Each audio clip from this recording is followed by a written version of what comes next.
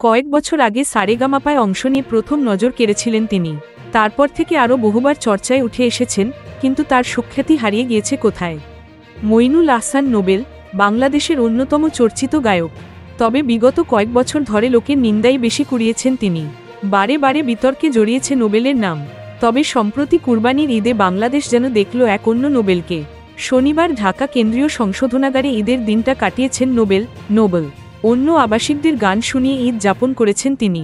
কখনো জেমসের ভিগি ভিগি, কখনো আয়ুব বাচ্চুর সেই তুমি কেন এত অচেনা হলে শোনা গেল তার কণ্ঠে। গাইলেন নিজের গান, অভিনয় ও ঢাকার কেন্দ্রীয় সংশোধনাগার সাক্ষী থাকল এক অপূর্ব মুহূর্তের। এদিন নোবেলের গান শুনে আপ্লুত কারা অধিদপ্তরের সহকারী কারা মহাপরিদর্শক। বাংলাদেশের সংবাদ মাধ্যমকে তিনি বলেন, বাংলাদেশের সমস্ত বড় সংশোধনাগারে এদিন এমন সাংস্কৃতিক অনুষ্ঠানের আয়োজন করা হয়েছিল। বাংলাদেশের সময় অনুযায়ী বিকেল 3:30 নাগাদ করা হয় অনুষ্ঠানের আয়োজন। নোবেল ছাড়া অন্য আবাসিকরাও অনুষ্ঠানে অংশ নেন এদিন। গত 19 মে থেকে সংশোধনাগারে রয়েছে নোবেল। এক কলেজ পড়ুয়া ছাত্রীকে বিয়ের প্রতিশ্রুতি দিয়ে অপহরণ করে 7 মাস ধরে ধর্ষণের অভিযোগ ওঠে নোবেল বিরুদ্ধে। 7 মাস ধরে ওই কলেজ ছাত্রীকে ড্যামরার একটি বাড়িতে আটকে রাখেন নোবেল।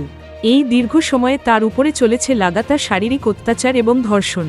সেই সব ভিডিও নাকি নিজের মোবাইলেও তুলে রাখতেন নোবেল। মেয়েটি পালানোর চেষ্টা করলেই দেওয়া হতো হুমকি।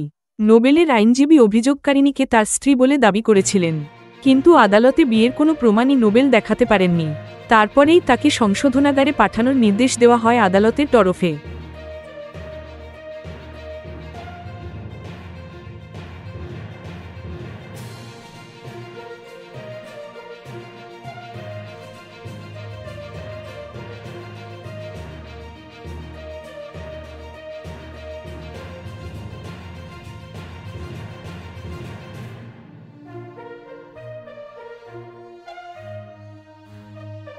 Thank you so much for watching our videos.